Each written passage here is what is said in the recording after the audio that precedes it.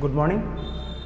आज हम लोग का टॉपिक है अधिकरण या न्यायाधिकरण, इसे अंग्रेजी में ट्रिब्यूनल कहते हैं। ठीक है, अधिकरण या न्यायाधिकरण, इसे अंग्रेजी में ट्रिब्यूनल कहते हैं। ये किसी विवाद के समाधान का एक वैकल्पिक प्लेटफॉर्म उपलब्ध कराता है। हमारे संविधान में इसका कोई प्रावधान नहीं था। संविधान में इसे सम्मिलित करने के लिए 42वां संविधान संशोधन अधिनियम 1976 पारित किया गया, जिसके माध्यम से संविधान में एक नया भाग 14 क जोड़ा गया और साथ ही साथ उस 14 क में 2 नए अनुच्छेद जोड़े गए। एक अनुच्छेद 323 का और दूसरा अनुच्छेद 323 ख जोड़ा गया। इसके माध्यम से 2 प्रकार के अधिकरणों की व्यवस्था की गई। 2 प्रकार का मतलब यह है कि एक तो फिक्स हो गया कि अभी आगे देखेंगे, और दूसरा में कई प्रकार के समस्याओं के समाधान का आधार प्रदान किया गया। मतलब ट्रिब्यूनल्स के गठन का अधिकार इन अनुच्छेदों के माध्यम से भाग 14 में संसद को दे दिया गया। अर्थात कुल मिला के बात यह है कि अधिकरण का गठन करने की शक्ति, जिन अधिकरणों के माध्यम से विभिन्न प्रकार के मामलों के या समस्याओं के समाधान या विनिश्चय करने के लिए ट्रिब्यूनल गठित किया जाएगा, तो वो शक्ति होगी संसद के पास। संसद को यह शक्ति एक अनुच्छेद 323 क और एक अनुच्छेद 323 ख के तहत प्रदान किया गया है। अब यहाँ पे जो अनुच्छेद 323 क है, इसके लिए स्पेशल प्रावधान कर दिया गया है, जिसे हम लोग कहते हैं CAT, central administrative tribunal. Central administrative tribunal यानी कि केंद्रीय प्रशासनिक अधिकरण। जबकि इसके अलावा, जो अभी इसमें हम लोग पढ़ेंगे, इसके अलावा अन्य जो भी विवादों के समाधान के लिए प्रावधान किया गया है, वो भी इसमें पॉइंट बाय पॉइंट बता दिया गया है। उतने चीज़ों के लिए अधिकरण गठित करना है अगर संसद को, तो वो अपने अनुच्छेद 323 ख के अधिकारों का प्रयोग करके ट्रिब्यूनल्स गठित करने का प्रावधान कर सकेगी।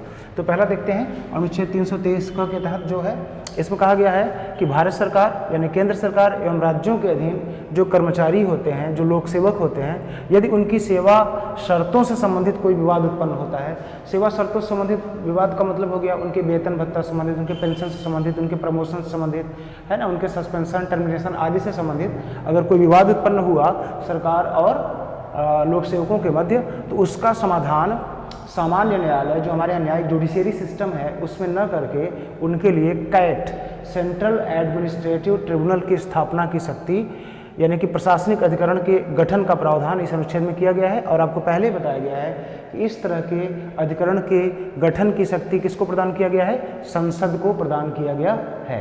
संसद को यह जो शक्ति प्रदान किया गया है, इसके तहत वो क्या कर सकती है? जो कानून बनाए हुए है, तो उसके तहत वो संघ के लिए यानी संघ के लोक सेवकों के लिए, भारत सरकार के लोक सेवकों के लिए अलग से ट्रिब्यूनल गठन करने का प्रावधान किया है। जबकि राज्यों के लिए, यदि कोई राज्य चाहता है कि उनके यहाँ भी ट्रिब्यूनल्स होने चाहिए, न्यायाधिकरण होने चाहिए, अधिकरण होने चाहिए, तो उनके लिए अलग से प्रावधान है।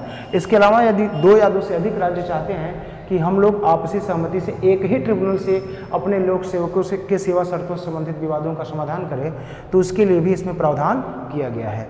जबकि लोक सेवकों के अलावा अन्य विवादों का अगर समाधान करना है, तो उसके लिए अनुच्छेद 323 ख के तहत ट्रिब्यूनल गठित करने की शक्ति संसद को दिया गया है।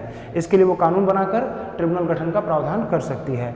जैसे कौन से विवाद? कुछ खास विवाद यहाँ पे लिखे हैं। जैसे कर संबंधी विवाद है, अगर करों के लेन देन या करों से संबंधित कोई विवाद उत्पन्न होता है, तो उसके लिए, उसके समाधान के लिए जो ट्रिब्यूनल या न्यायाधिकरण गठित होगा, वो अनुच्छेद 323 ख के तहत संसद द्वारा कानून पास करके किया जाएगा। इसी तरह से विदेशी मुद्रा या आयात निर्यात से संबंधित कोई विवाद उत्पन्न हो गया है, औद्योगिक एवं श्रम से संबंधित कोई विवाद उत्पन्न हो गया है, लेबर रिलेटेड डिस्प्यूट जो होते हैं उससे संबंधित हो गया, भूमि सुधार विधियों से, ये बहुत बड़ा आप जानते हैं विवाद उत्पन्न हुआ है आज़ादी के बाद से ही, जब से हमारा संविधान लागू हुआ है। भूमि सुधार से संबंधित अनेक कानून बनाए गए थे, लैंड सीलिंग कानून, है ना, लैंड रिफॉर्म से रिलेटेड बहुत कानून।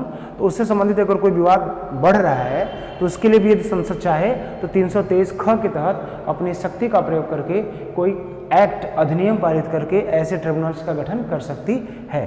इसके अलावा नगर संपत्ति की अधिकतम सीमा, जो आपको बताया गया था कि जिसे हम लोग सामान्यतः हदबंदी कहते हैं, है ना, हदबंदी कहते हैं, अधिकतम सीमा बांध देना। तो नगरों में भी ऐसी जो सीमा से संबंधित कोई विवाद उत्पन्न होता है, या संसद या राज्य विधानमंडल के सदस्यों के निर्वाचन संबंधित कोई विवाद उत्पन्न होता है और त्वरित गति से अगर उन्हें निपटारा करना है, तो इसके लिए भी ट्रिब्यूनल का गठन संसद अलग से कर सकती है। इसके अलावा आवश्यक खाद्य वस्तुओं के उत्पादन वितरण आदि से संबंधित अगर कोई विवाद उत्पन्न हो जाता है तो उसके लिए भी संसद को ट्रिब्यूनल गठित करने की शक्ति है। खास बात है, इसके अलावा भी एक दो चीज़ें और हैं जिसके लिए संसद ट्रिब्यूनल गठित कर सकती है। इन ट्रिब्यूनल्स के माध्यम से जुडिशियरी सिस्टम में गए बिना ही त्वरित गति से और सस्ते न्याय की संकल्पना की गई है, जिसमें कहा जाता है कि विधिक प्रक्रिया या विधिक नियमों का अनुपालन करना बहुत आवश्यक नहीं होता है।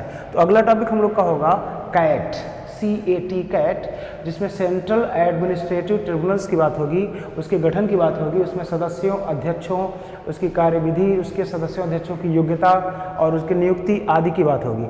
तो इसके लिए हम लोग अगला क्लास देखते हैं। आज के लिए बस इतना है, ठीक है, थैंक यू।